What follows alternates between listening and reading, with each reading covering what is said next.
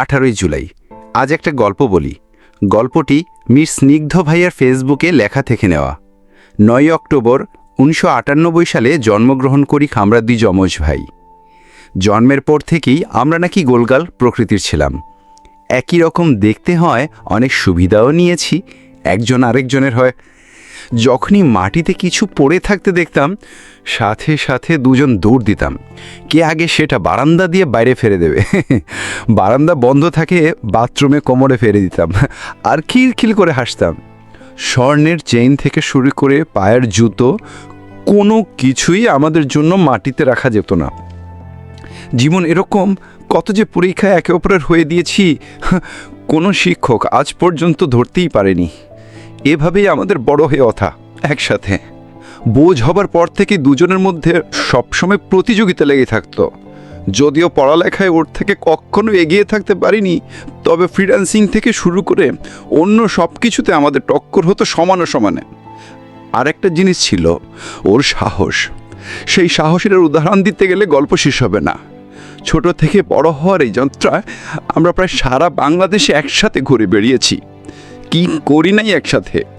17 জুলাই 2024, মুগ্ধের মৃত্যুর একদিন আগেও আমরা প্রায় রাত 1টা পর্যন্ত একসাথে কাজ করে ঘুমাতে গিয়েছিলাম।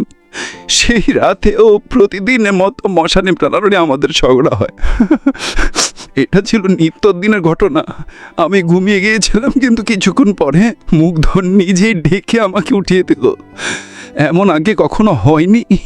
ও ঘুমের মধ্যে থেকে আমাকে ডেকেছে, আমাকে ঘুম থেকে তুলে নানা বিষয় নিয়ে কথা বলছিল। বিশেষ করে আম্মুকে নিয়ে বলছিল, আম্মু সারা জীবন আমাদের জন্য কষ্ট করেছে, কিভাবে আম্মুকে নিজের টাকায় একটা ফ্ল্যাটে উঠাবে। ওর খুব শখ ছিল নিজের টাকায় একদিন আম্মুকে নতুন ফ্ল্যাটে তুলবে। এক পর্যায়ে কথা বলতে বলতে খুলনা বিশ্ববিদ্যালয়ের আন্দোলনের ভিডিও বের করে দেখাচ্ছিল। বলছিল এখন খুলনায় দেখা হচ্ছিল, জুনিয়রদের হেল্প করতে পারতাম। কথা বলতে বলতে প্রায় 3টা বেজে গেল, তবু ওর কথা শেষ হয় না। আমার তখন একদিন আগের অ্যাক্সিডেন্টের হাতে নখ উঠে গিয়েছিল। 5টা সেলাই ভীষণ ব্যথা করছিল। তাই এক পর্যায়ে বিরক্ত হয়ে বললাম, কি শুরু করলি, ঘুমোতে দে। এটাই ছিল মুগ্ধের সাথে কাটানো আমার শেষ রাত। সবচেয়ে বেশি ঝগড়া হতো জামা কাপড় নিয়ে। পরের দিন আন্দোলনের যাওয়ার সময় ও আমার একটা জামা পরে বের হয়, আর যখন জানতে পারি ওর গায়ে গুলি লেগেছে, তখন আমি ওর একটা শার্ট গায়ে দিয়ে বের হই। যখন মুগ্ধকে প্রথমে হাসপাতালে দেখি, মনে হচ্ছিল কি আরাম করে ঘুমাচ্ছে, একটা শান্তির ঘুম। বোঝার কোনো উপায় ছিল না, চেয়েও আর নেই। মায়ের ভেট থেকে যে একসাথে বেরিয়েছি, সে কিভাবে এভাবে একা চলে যায়। সারা রাত ওর লাশের গাড়ির পাশে বসেছিলাম, ঠিক প্রতি রাতের মতোই। পার্থক্য একটাই, গত রাতে ও পৃষ্ঠের প্রাণ ছিল, আজ আর নেই। যতবারই ওকে সেদিন দেখেছি, মনে হচ্ছিল ওর শরীর থেকে আলো বের হচ্ছে। জীবনে ওকে এতটা সুন্দর আর কখনো লাগেনি। একবার মনে পড়লো, আম্মু আব্বু তো তখন জানে না মুগ্ধ আর নেই।